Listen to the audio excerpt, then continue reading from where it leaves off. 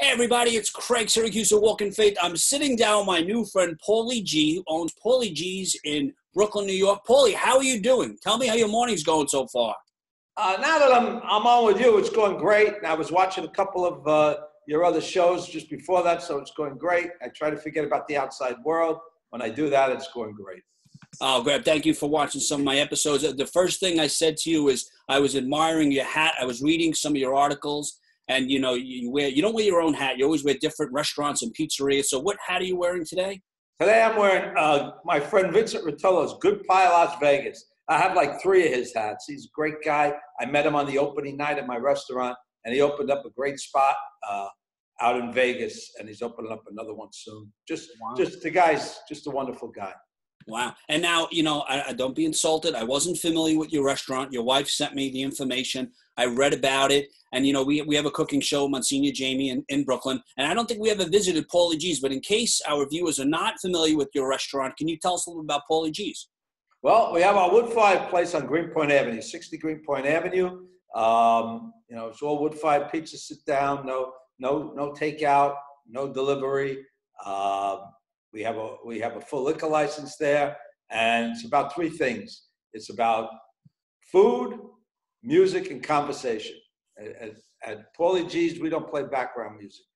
We play foreground music. So you come in, and you know you may not get to hear the person you're with, but you know when you leave, you can talk to them. So who decides on the music? Explain that. Is that something you decide? I decide on the music. One of the things that I love to do is build my playlist. It started out kind of an eclectic mix of stuff from the 60s and 70s, R&B, some rock stuff, and it's evolved to 6,500 songs on that. Wow.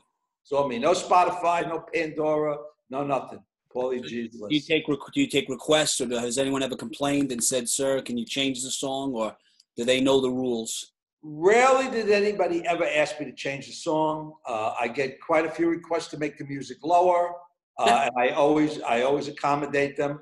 I have my server let me know, please tell me as soon as they leave so I can turn the music back up. It's funny. It's like I have to fight with my staff to make the music loud enough for the way I want it. So. Oh, my God. But the pizza itself, you know, it's Neapolitan-inspired pizza. I like to play around with different topping combinations, sweet and savory. And that's basically what we have. We have a few salads, a couple of soups, and some desserts, but the focus is on the pizza. And I do my best to be there every night. Now, our other spot is around the corner. It grew out of the need to, I did not want to do takeout and delivery at the wood-fired place because that style of pizza, you put it in a box, it murders it. It just murders it. And I did it for a while. Financially, it was a necessity. But eventually, I felt like I was in a position where I could not do it, and I stopped, and there was a lot of commotion about not being able to get takeout anymore. People wanted to get the pizza, walk down a block away to Transmitter Park, so on and so forth. And finally, I got this idea that I could open up a second place. There was a slice shop around the corner from me, little place. I said, I could serve that kind of pizza there. And it all grew out of that. And what it has become, it's become a labor of love for me to create this thing. It's an homage to the slice shops that I used to go to in the 60s and 70s. It's very simple. I serve, you know, old school slices and squares, sausage, pepperoni, nothing fancy. The only real twist on our stuff is we serve Mike's Hot Honey, which you get a lot in, you know, that really became into its own at our wood-fired place. So we have that on some of our slices, and we put sesame seeds on the bottom of all our squares. I love sesame. So just back up. So a couple things. One, you said, so now the slice shop, is the pizza made the same way, or is it sort of the traditional? Totally different. It's classic New York style pizza. You know, 20-inch pies, you can buy it by the slice. Like I said, you have cheese pie, you have pepperoni, you have sausage, and it's very simple stuff. Do you make, out of curiosity, because I'm starting to get hungry, when I go in pizzerias, sometimes I get a little turned off if the toppings are already on the pizza and they're on display. Is that like that in your slice shop, or do you add the toppings per customer? Because we're very busy, so we don't have to do too much of that, but we do have the pies there, more for some people to see what it is. But, you know, and the toppings it's only pepperoni and sausage. It's not like you see some of these things with pasta on pizza. different things. We wouldn't have that there. So, You, by the way, the only other thing that we serve at the slice shop besides the pizza is spumoni from L&B and lemon ices from the Lemon Ice King of Corona. Interesting. It just sounds like I'm getting a little nervous though. If I was to go in the pizza shop and I was to ask for a unique topping like pasta, what would be your reaction? Would it be like no pizza for you, or would you serve me the pizza? Would you accommodate, or are you very strict? You see, I learned a long time ago, if you don't want to have to accommodate somebody with a crazy request like that, make sure that the ingredients are not in the restaurant, okay?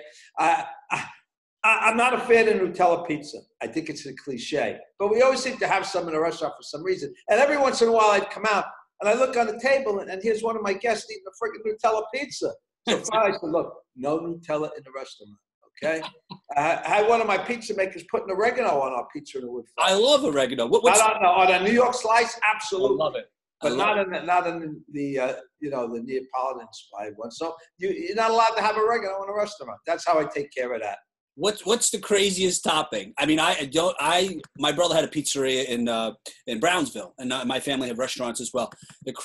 One of the things that I like to put on pizza is, it's kind of gross, but hot sauce. I love hot sauce on pizza. Like, what's the craziest topping somebody asked for?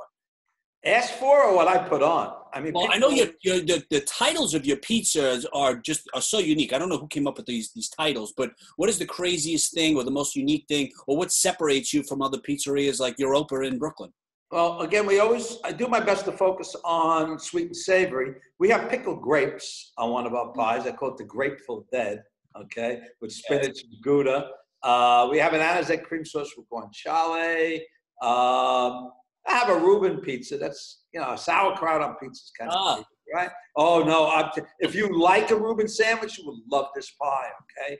I noticed a couple of, I have, every good Italian American from Brooklyn loves a good vodka slice, right? Yes. And I bet you do, right? I do.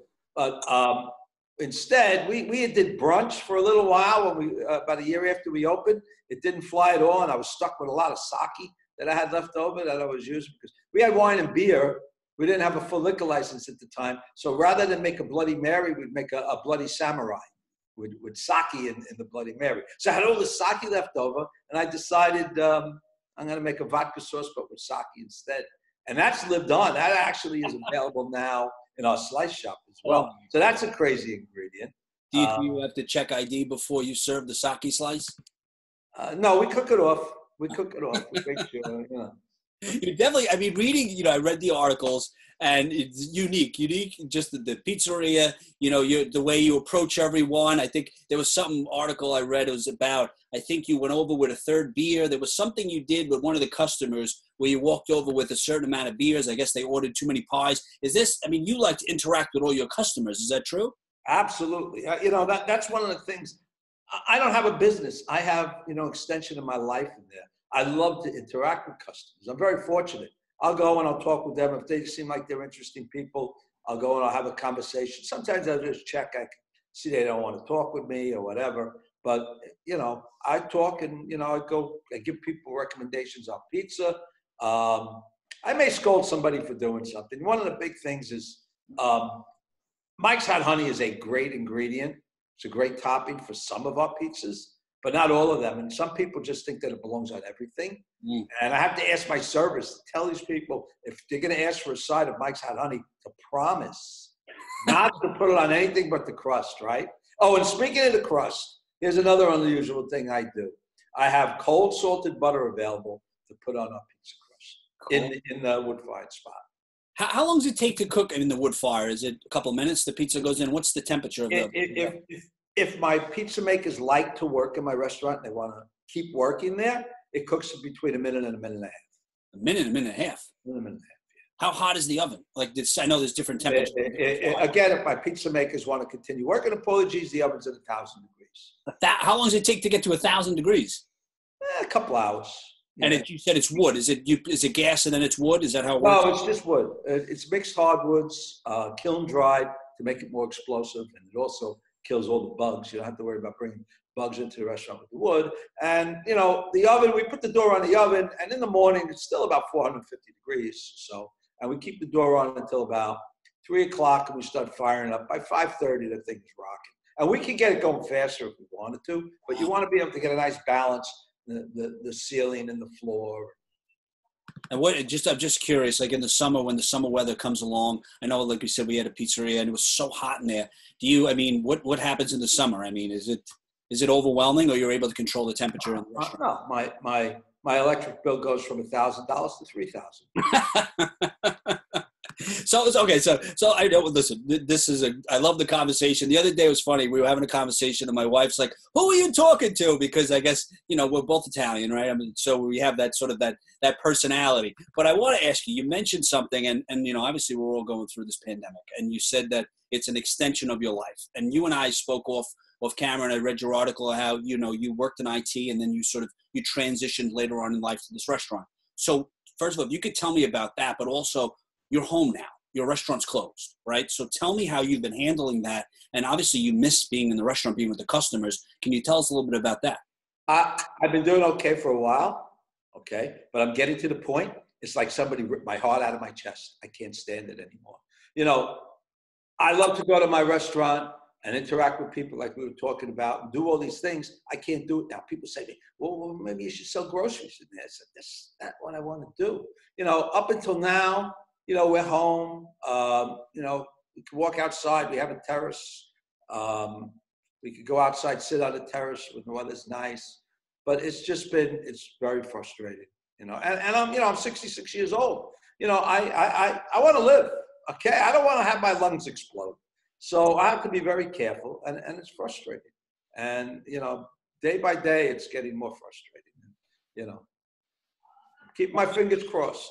I will. And now, when did you open Paulie Gee's? You said, I think you told me it was 2009, and prior to that, Well, I signed the lease. It was 2009, November 2009. I got the keys. We opened up a few months later, March 9, 2010. Thank God, our anniversary was March 9th, because if our anniversary was the 16th, we would have been closing based on the governor's mandate that day. We had a great 10-year anniversary that Monday. And that was the last time the restaurant was full. Wow. And now why? I mean, because you said you were 66, so let's say you were 55, somewhere around there when you decided to open Paulie Gee's. I mean, that's, most people would you're ready to retire almost. So why did you decide, or when did you realize that you wanted to, leave the IT world and transition to opening a restaurant? I realized I wanted to leave the IT world probably 20 years before that, but I couldn't figure out something to do. I got a lot of help by becoming an Amway distributor. My wife and I got involved in the Amway business, and part of that, we didn't do a lot with it, number of reasons. The world changed because of the internet pretty much. But the important thing was, you'd go to conferences where the people, the way the business worked, and I used the same business model to help build my restaurant and help other people open up Paulie Gee's, right? You help other people, you help yourself. And they'd have all these conferences, and you'd go, and they'd bring in people who would encourage you and be an example of believing in yourself and being a success. So I got all of that. And one of the things they always talked about is you have to own your own business. When you're working for somebody else, you're working for somebody else's dreams. A job stands for just over broke. You're trading your time for other people's money, right? So that put the idea in me that that's what I wanted to do, but I didn't know what I wanted to do. I just knew, I love to ski. I wanted to perhaps, go someplace where I could live the rest of my life in an environment that I love. But I wasn't thinking at the time, well, there's nothing I love more than bringing people to my home and entertaining them on the weekends. So I went along, and a friend came to me. He had just, quote unquote, retired from the construction business, and he was looking to create assets for himself. He made a proposal to me. People would always say to me, you love to cook, open up a restaurant. And I would tell them, you don't know what you're talking about.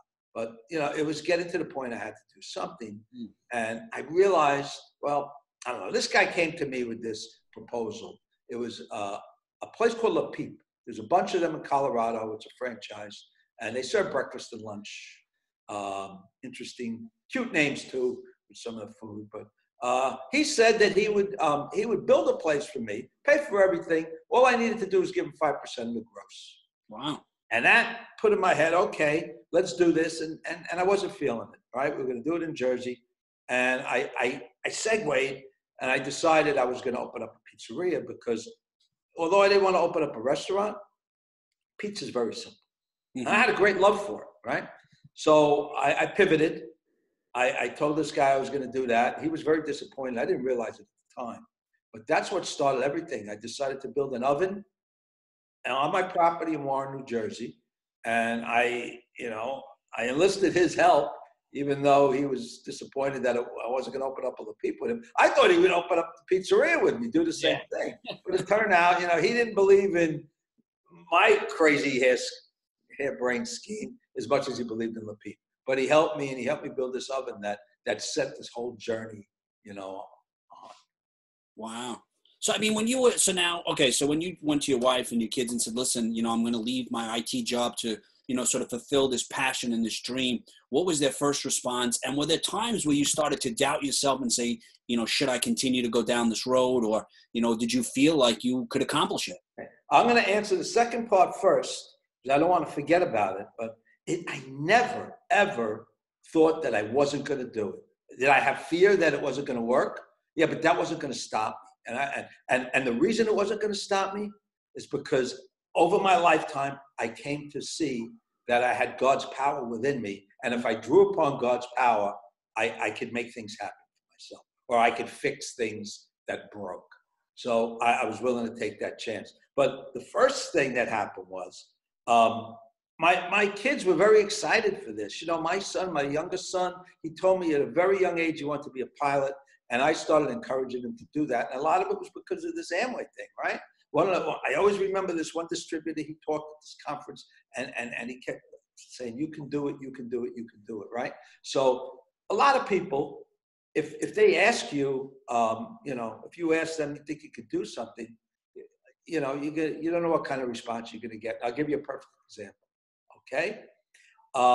If you're in high school and you're playing baseball, and you go to your baseball coach and you say, I'd love to be in the major leagues.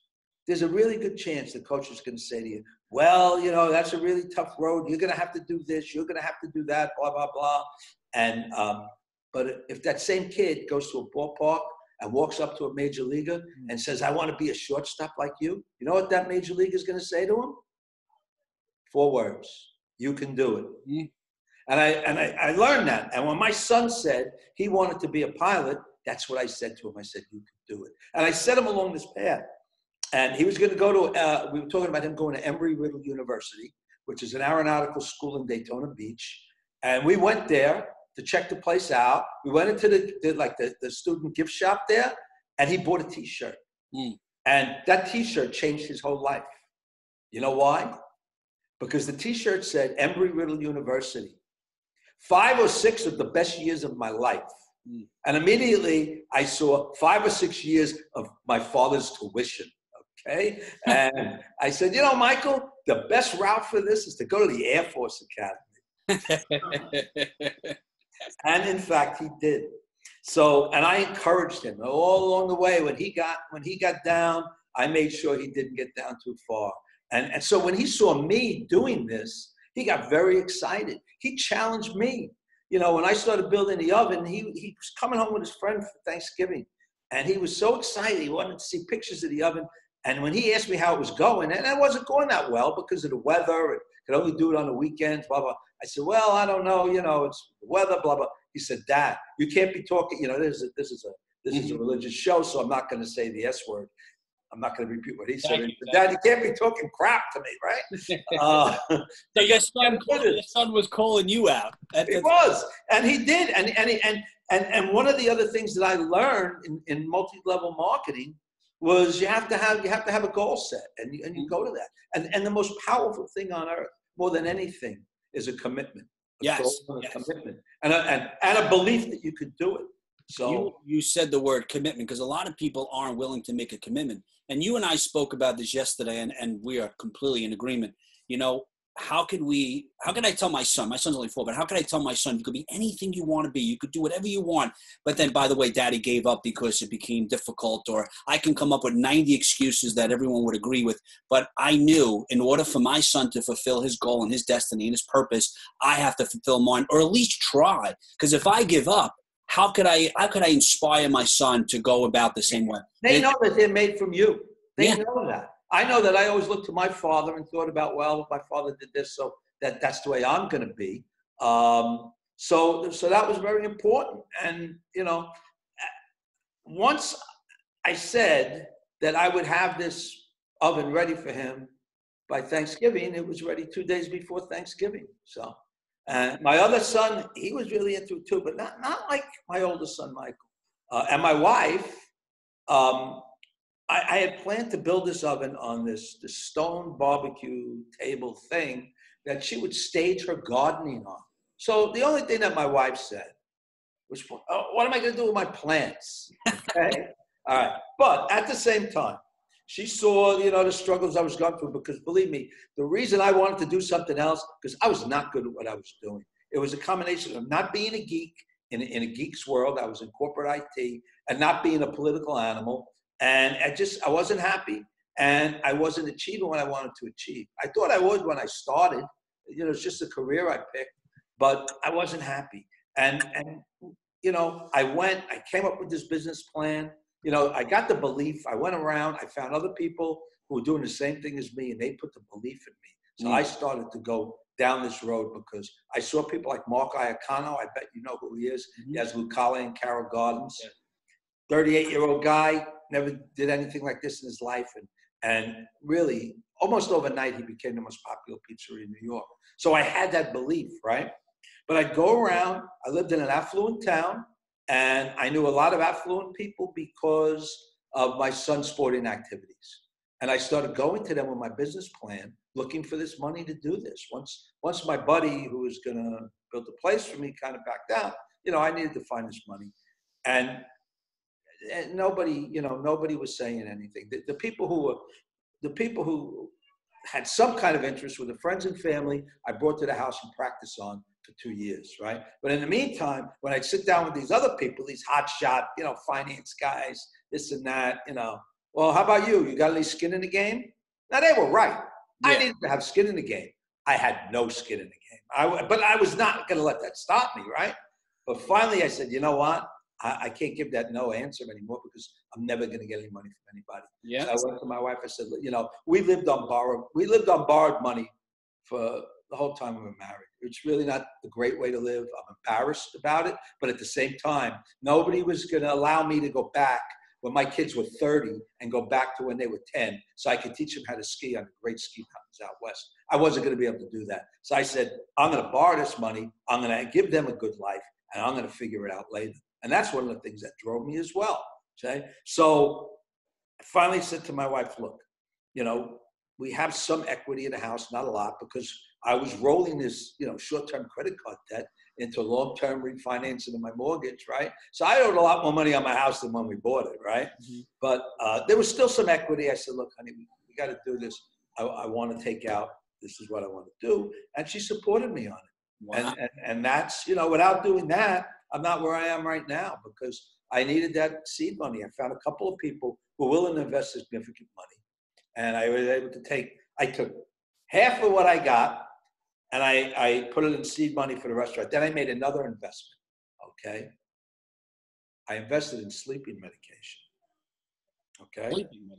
Sleeping medication. Because knowing that the other half of that money was sitting there and it was available for me to draw upon if my project went sideways, allowed me to sleep at night. Okay? So that's what happened to the other half. Oh, by the way, the other great investment I made in my life was in videotape.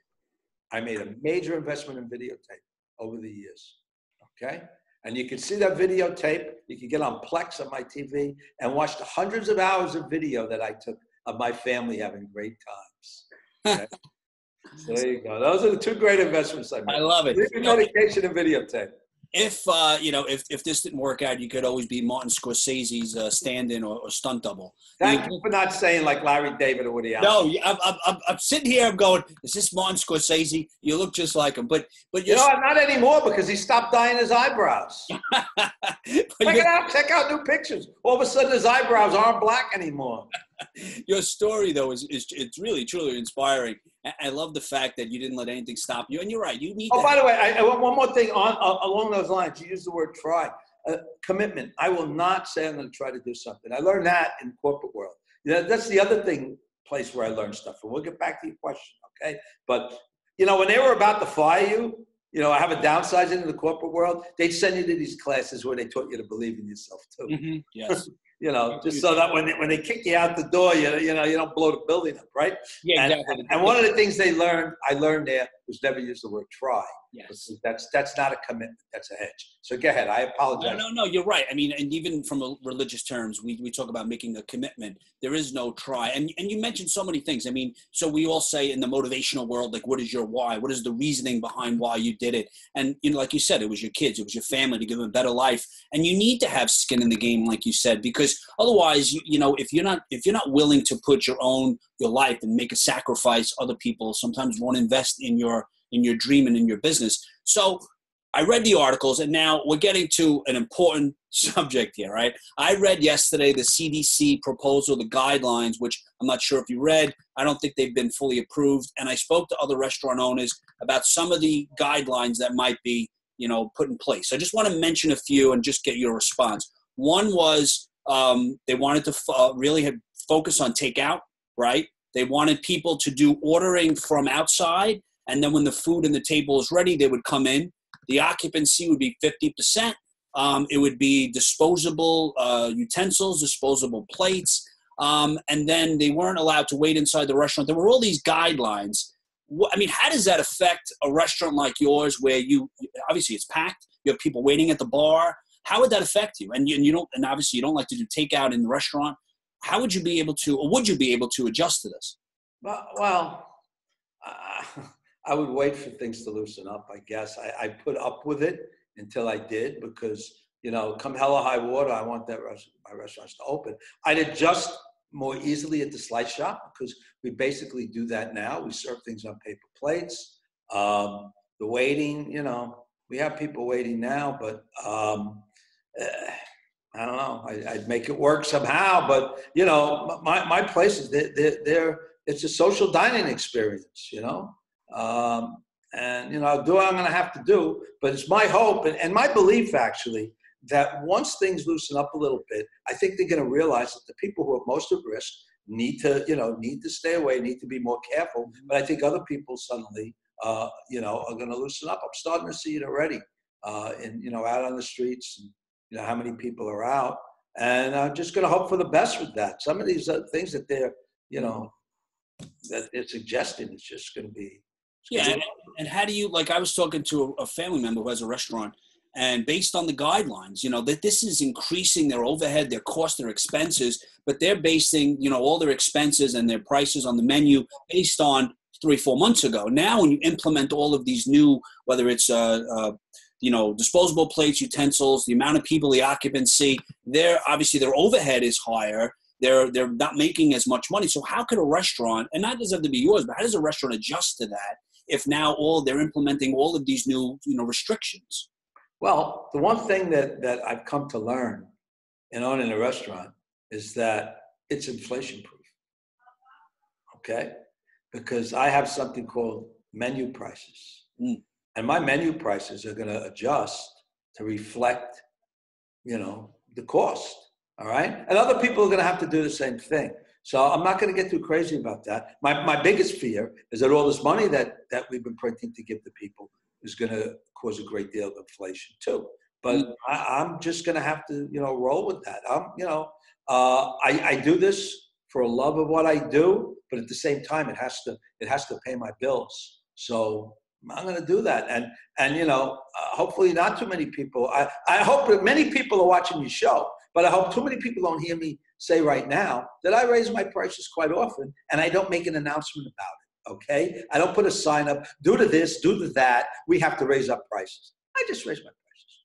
And I got the magic bullet that can solve a lot too. Because on my menu, no. Honey is a magic bullet too, but this is even better, okay? On my menu, my prices right now are whole dollar prices, right? Tax included, and I absorb any of that credit card 4% thing that people, are have to have a sign up to tell people about. I won't do that. I just absorb it. I raise the price to reflect that. So, but if I had to, and I really needed another 8.5% of income, I could just start charging tax on top of that. Mm. Yeah, because I mean, not to do that. Yeah, they were speaking about disposable menus, and just speaking to a restaurant, I think it was going to cost them like 6,000 to 8,000 extra a year just for that. And all we kind of do that now. We print our menus on a pretty expensive bond paper because we want to reuse it a few times. Mm-hmm. If I have to switch to regular bond paper and do that, I mean, the most expensive thing is the ink, really. But I can make that happen. Hopefully, the other thing is, if you can put your menus in plastic and wipe it down. Yeah. After each use, So would you think about? I know you said you don't like doing delivery, but in the restaurant, the pizza, the wood burning oven, would you do takeout if you? I do takeout because that's why I opened up the slice shop. See, so I wouldn't make sense for me now. We do it, and it's helping us survive. That slice shop, delivery and takeout, has been doing well. Okay, well enough to pay my bills, right? But just not all my bills either, okay? But if I was to try to do that at the wood-fired places, well, first of all, I'd be serving a crappy product. You put it in a box, it ruins it, right? And people will then not go to the slice shop to get takeout and delivery as much. So I'd be cannibalizing myself. I'm very fortunate that I'm in a position where I was able to at least secure that part of my business. Wow. So let me ask you before we go. I know you have a lot going on. Leaving already? Well, a few minutes. I know we've been on for a long time. I told you about a part. Do you ever do part two? And you told me some guy said that to you and he didn't have a word to say, right? Was I that guy? No, I have not that guy at all. I have all day for you. So, but what have you learned during this experience? Because couple things. One is friends, family, even big restaurants. I know Chili's is not one of your favorite places to go, but they are thinking outside the box. Wait a minute. How do you know it's not one of my favorite places? I can guarantee. Did I say that? I didn't say that. I will guarantee. My brother is a restaurant connoisseur, and he owns pizzerias and they own restaurants. If I mention any chain restaurants, he goes through the roof. So let's say you like or you don't like Chili's or Texas Roadhouse. They're all. I like Texas Roadhouse, actually. So Texas Roadhouse is actually selling their meat directly to consumer now. $50, you get a package, and you go home and you cook it. Chili's is selling margarita kits. Chili's is selling food. In Staten Island, a friend of mine, Anthony, owns a pizzeria restaurant. He's doing wine tasting, sells the wine. Everyone logs on, and as a community, they're doing wine tasting. He's selling pizza kits. In LA, a friend has Pizza Social, selling pizza kits. Are you thinking about, or have you any opportunity that you've been, thinking about during this pandemic? No, nothing. No pizza kits. Sauce. My sister's selling sauce. People are saying, sell gift certificates. Well, you don't do that? No. You know why? No. Because I get the money now, right? And then later on, all these people are going to show up with these gift certificates, and I'm filling up my restaurant and not making nearly as much money because they're eating for free at that point. But the money still stays within the business. All right, so no gift certificate. Yeah, it would bail me out, but I just and the wood-fired place, I'd have to bring people back. They're all on, they're all furloughed now. But in the future, when life gets back to the new normal, like my family now, they're selling their sauce, right? They're jarring the sauce down at the restaurant. Would you sell the honey? Would you sell the butter? Anything? I sell the honey now. Okay. If you want tomatoes, I can sell the tomatoes now. Sure, I would do that, but it's like. I created a dining experience. I want to have a dining experience. Okay. I didn't want to get into the grocery business. You know what I mean? Okay. Although I was thinking this morning, because I was listening to one of your other shows, I think you were talking to Tony Manja, and people are waiting online for a very long time to get stuff. So if I could get that same stuff by going to a Restaurant Depot or something. Yeah. By the way, there's another place where you have to wait online forever, right? So if I was to do that, I could get my purveyors to drop it. Well, maybe people would come and kind of do that. But that's, I didn't get into this to have a business. I got into this to make a nice life for myself. And, that's, what are you going to do? I know. I just something to think about. I mean, I will forward you the CDC proposal guidelines, because the one that I was mentioning was phase 3, which is, I think that's ongoing. I have them.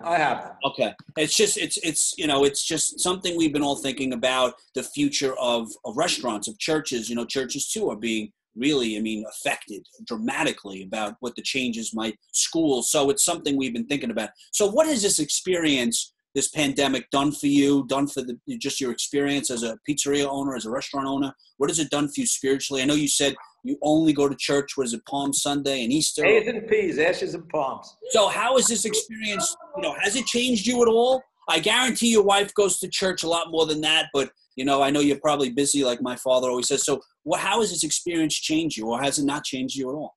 Well, it's changed me in that it makes me realize that life and my way of life is very precious, because, in February, even early March, I was sitting on top of the world.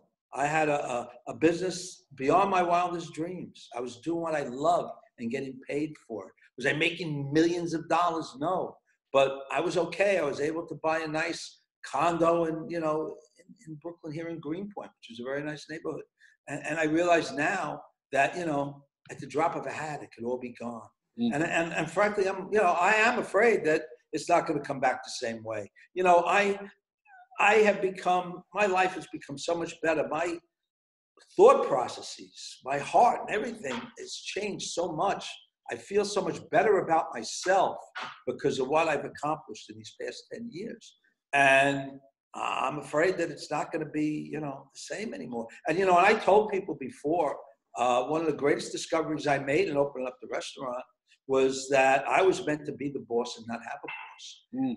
And I would tell people all the time, if somebody told me that I now had to go back to work for someone else, I said I'd do one of two things. I'd get out straight razors that I have in my bathroom, okay, and bleed out, okay, or maybe take some, take some drug that's going to put me to sleep, never to wake up, or I have my son fix up his basement to make room for me, because I can never work for somebody else again. I just could never do that. Wow. And now all of a sudden, the fear is there that I could be in a position for that, And no, I know. I mean, the fear is everywhere. I mean, family members, like I said, they were talking about, they wound up getting the loan and they had to open their restaurants and they don't have customers. And, sooner or later, they're going to be, like most people, in debt. I think the owner of Junior's was saying the same thing. I mean, it's going to be really difficult, especially to go back to the new normal. Here's the thing that they have to fix right here. It's like people who have social businesses like we do are paying the entire price. You go, my landlord, he's willing to give me like a little piece of nothing off of my rent, delay it or give me a little piece of nothing. Why are we taking the whole hit? Why do they get to just roll on? Why do the banks get to keep making their money? Okay, something's going to have to give in that regard so that all evens out. They have to do that. If they're going to tell us that we have to shut down, we can't be the ones to suffer. And your rent has got to be astronomical in Greenpoint, right? This is not New Jersey. Yeah, right. This is not. One other thing, this is obviously not just a restaurant for you. This is not just, making pizza. This is like your calling.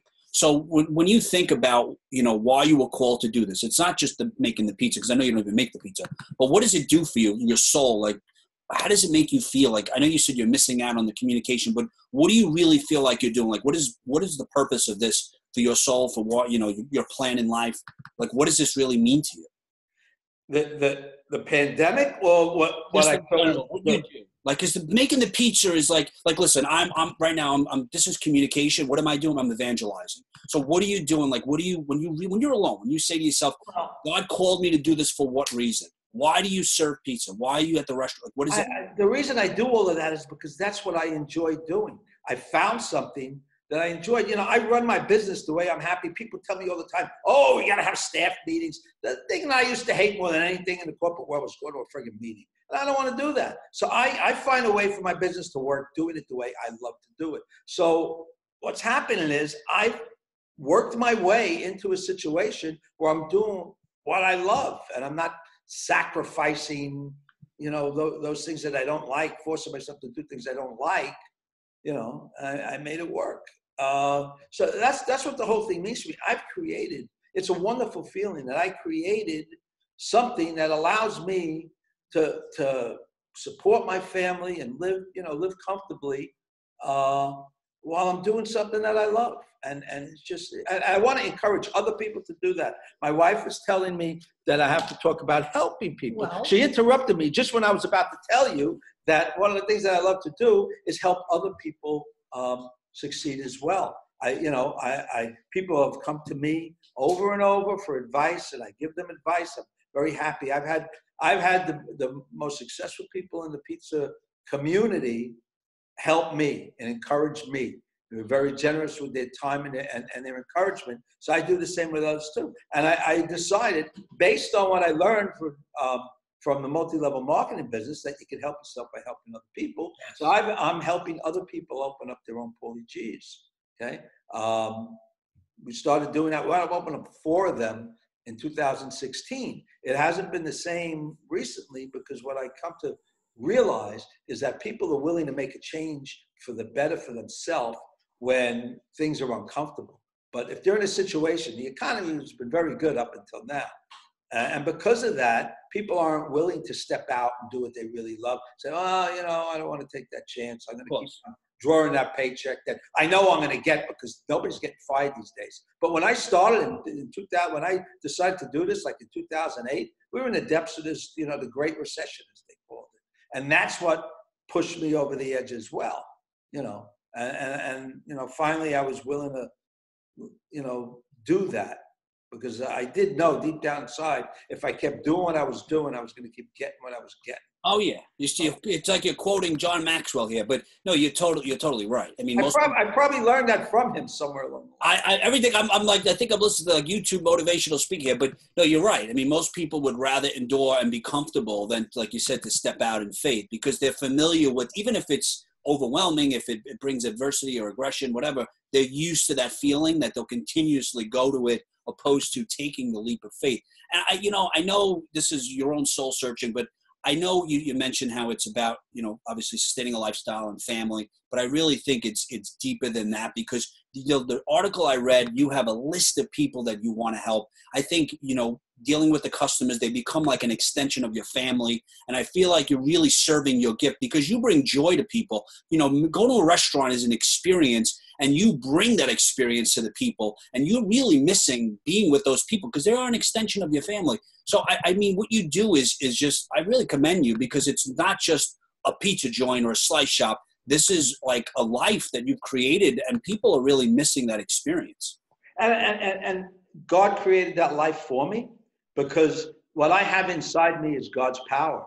And though the things that I've created are the things that I love to do.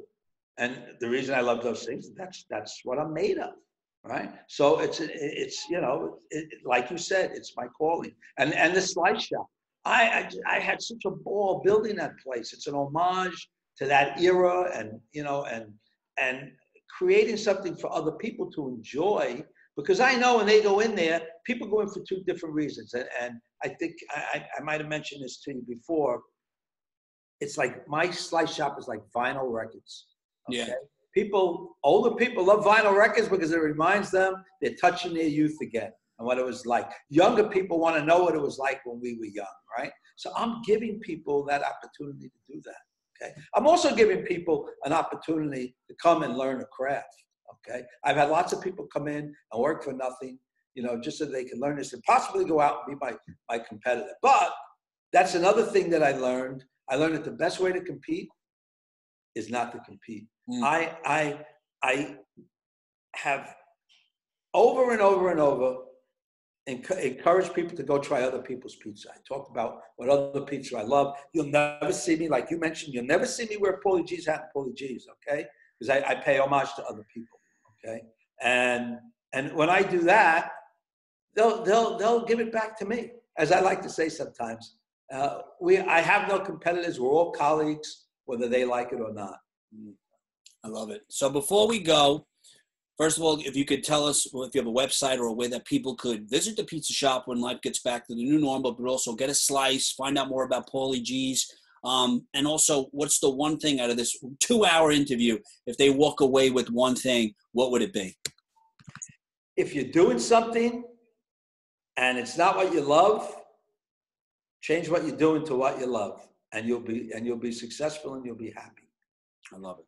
And in the meantime, if you want to go to our website just to find out what our menu is or where our address is, you can go there. There's not much more on there. That's by design. You could order takeout on our, from Caviar on our Slice Shop menu. It's pauliege.com, PAULIEGE.com. More importantly, go to my blue-checked Instagram account. Whoa, I don't have a blue check.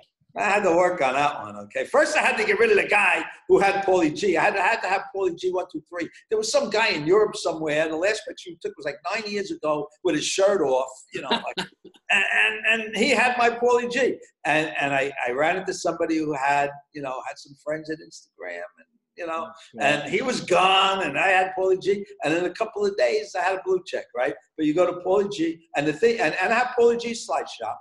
The Paulie Gee Slice Shop is more focused on the slice shop itself. But people say, I love when people ask me, who runs your Instagram? I love that question because it's me. It's like, you have an Instagram team or some social media team. No, it's just an extension of me. When you go on my Paulie Gee account, it's not like just pictures of pizza. You go on there, you'll see. It's what I did. It's where I went, okay? It's what I think. I won't talk politics or religion, but I do, I do other things, and it's my life on there. Just Paulie Gee on Instagram. I have Facebook too, out of necessity, but Well, we'll see. Maybe you'll get on TikTok now because that's what all the young kids. No, what is TikTok? I have to look into this now. It's the third time I heard it. Not to go on a tangent on TikTok, but TikTok is really based on a younger demographic. But you will have, like, I'll give you an example. If I post a video on Instagram, I can get, I don't know, so let's say a couple hundred. On TikTok, you can get hundreds of thousands of views. It's just it's a different base. It has to be under a minute. It really gauges for a younger audience. It's video based, but it's been around, and will be. Does it stay? Like, I see the Snapchat. Yeah. My wife says, "Oh, it went away. I can't see it now." No, it stays. It's something you should check out. But like I said, it's a different way of filming videos. It's a different format. It's a lot of music based. But I have really good success on TikTok versus Instagram. As long as it doesn't go away in a day. No, it does not go away. You should check it out. Listen, I feel like I'm talking like Grant or like Les Brown or John Maxwell. I mean, you are inspiration. If, when this is all done, maybe we could shoot a reality show at your restaurant. I don't know if you'd allow that because you have such a personality. Everyone will think it's Martin Scorsese.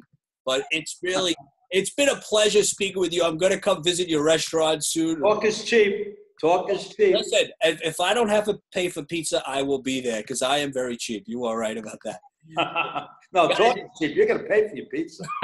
You get a little something extra, but you're paying for your pizza. It's been a pleasure, guys. I hope you enjoyed today's episode of Walk in Faith. I know it was a long one, but it was worth it, and I know we're all hungry. Thank you so much for today. I really appreciate it. I hope you enjoyed the episode. Always remember, guys, you have the ability to inspire and evangelize through your words and actions. God bless.